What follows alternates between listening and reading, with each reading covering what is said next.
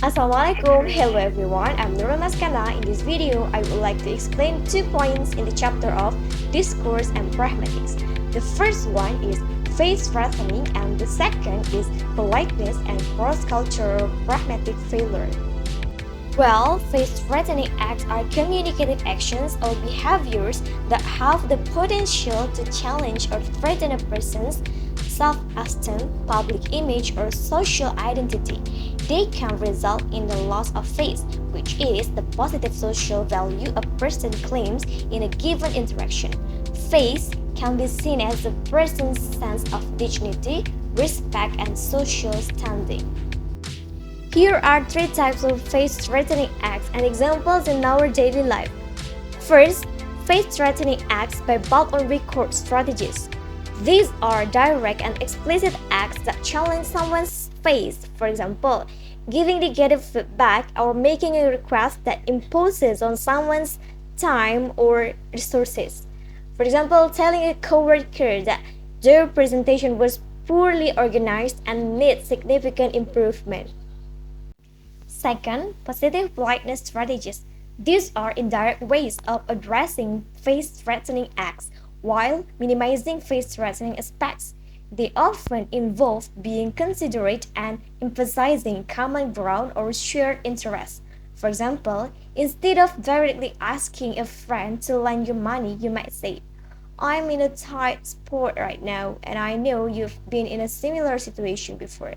Do you think you could help me out?"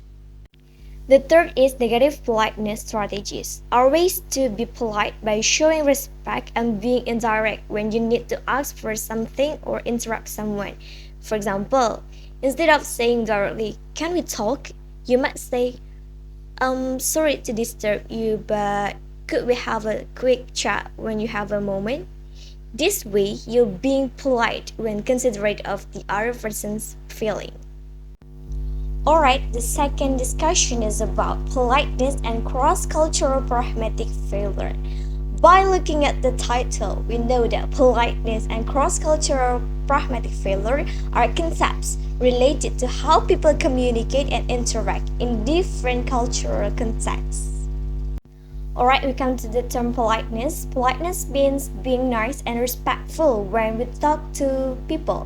But how you show politeness can change from place to place. In some places, being direct and clear is polite, while in others, being more indirect and humble is better. For example, in Japan, instead of saying no directly, they might say something like, "I'll think about it," which is a polite way to say no.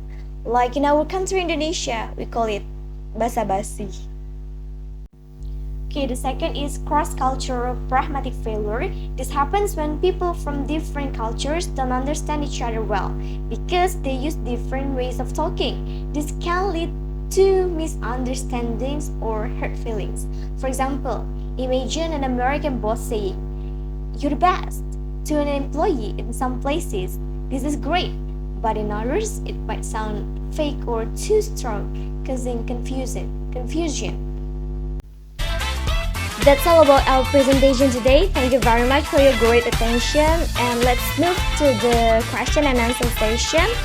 Thank you. Wassalamualaikum warahmatullahi wabarakatuh. Have a nice day.